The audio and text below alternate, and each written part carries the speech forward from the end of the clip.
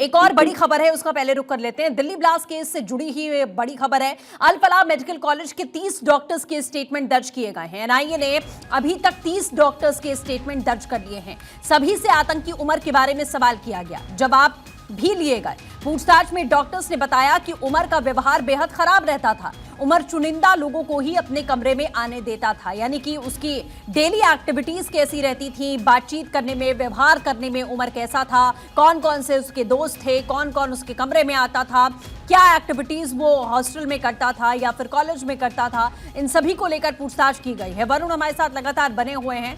Varun, NIA की तरफ से 30 डॉक्टर्स ऐसे हैं जिनके स्टेटमेंट अभी तक दर्ज कर लिए गए हैं और उनमें से कुछ ने ये जानकारी दी है कि उसका व्यवहार ठीक नहीं था, कुछ ही लोगों को अपने कमरे में वो आने देता था। वरुण, डॉक्टर उमर ने इतने बड़े बम धमाके को अंजाम दिया, तो जो इस पूरे धमाके के अंदर एक फिजाइन हमला था जिसमें करीब दर्जन भर से ज्यादा लोगों की जान गई। तो एनआईए अपनी जांच को आगे बढ़ा रही है और कहीं ना कहीं उन कनेक्शंस को भी तलाश करने की कोशिश कर रही है कि जो डॉक्टर उमर के साथ जुड़े हुए थे, क्योंकि सिर्फ डॉक्टर उमर, डॉक्टर शाहीन, मुजम्मिल, ये 4 डॉक्टर ही इस पूरे इंसिडेंट के अंदर शामिल नहीं है। कई ऐसे भी कनेक्शन सामने आए हैं और दूसरे डॉक्टर्स भी इसके अंदर शामिल पाए गए हैं, जिनकी पुलिस अभी तलाश कर रही है, जिनका कंडक्ट बेहद सस्पिशियस है। इंसिडेंट के बाद से उन्होंने अपने मोबाइल फोन स्विच ऑफ कर दिए, फरार हो गए। तो जब एनआईए ने अपनी जांच आगे बढ़ाई है, तो अल फलाह यूनिवर्सिटी के जो डॉक्टर्स हैं उनके भी बयान दर्ज किए जा रहे हैं कि डॉक्टर उमर किनके साथ ज्यादा घुल मिलकर रहता था, किनसे उसकी बातें ज्यादा होती थी। तो पूछताछ में ये बात भी पता चली है कि जो डॉक्टर उमर थे, उनका जो बिहेवियर था बहुत रूड था, ज्यादा बात नहीं करते थे, अपने कमरे के अंदर किसी को आने नहीं दिए जाते थे।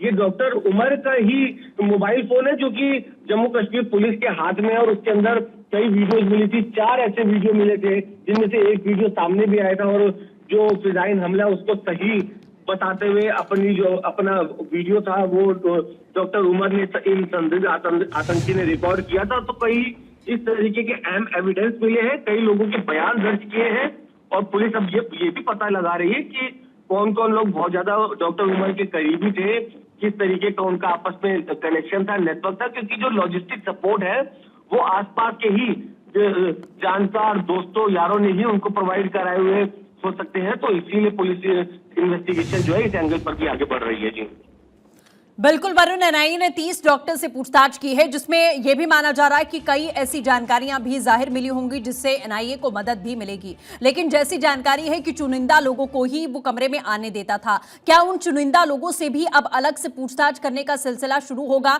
कि वो कौन लोग थे जिसको उमर के कमरे में आने की सिर्फ इजाजत थी? क्या उसके हॉस्टल में रहने वाले कॉलेज के मित्र हैं? कौन वो लोग हैं? क्या वो लोग अभी भी कॉलेज में हैं? इसे लेकर भी पूछताछ होगी। चल रही है। जिन लोगों का पता चला है कि जो डॉक्टर उमर के बेहद करीबी थे, उनके अक्सर व्हाट्सएप पर चैट हुआ करती थी या उनका कम्युनिकेशन लगातार डॉक्टर उमर के साथ बना हुआ था, उनसे अलग से भी एनआईए पूछताछ कर रही है कि उनको डॉक्टर उमर के बारे में क्या क्या किस हद तक जानकारी थी। कहीं ऐसा तो नहीं कि वो भी इस तरह की गतिविधि के अंदर शामिल थे, क्योंकि कई ऐसे एविडेंसेस, कई ऐसे कनेक्शन मिले हैं जिसमें ये बात पता चली है कि बड़ी संख्या में जो उत्तर प्रदेश के भी और दूसरे डॉक्टर थे वो भी डॉक्टर उमर के आपस में कनेक्ट थे और उनकी तरफ से भी कुछ लॉजिस्टिक सपोर्ट और दूसरी चीजें मुहैया कराई गई थी। तो ऐसे में जो लोग उमर से बहुत ज्यादा कनेक्टेड थे, उनको उसके साथ कम्युनिकेशन में लगातार टच में थे, उनका कुछ भी अगर कंडक्ट सस्पिशियस है तो उनसे एनआईए अलग से पूछताछ करके उनकी जो वेरिफिकेशन है उनके स्टेटमेंट्स को उनको बिल्कुल वरुण, आप नजर बनाए रखिए, अपडेट लेंगे। फिलहाल के लिए बहुत बहुत शुक्रिया हमारे साथ जुड़ने के लिए।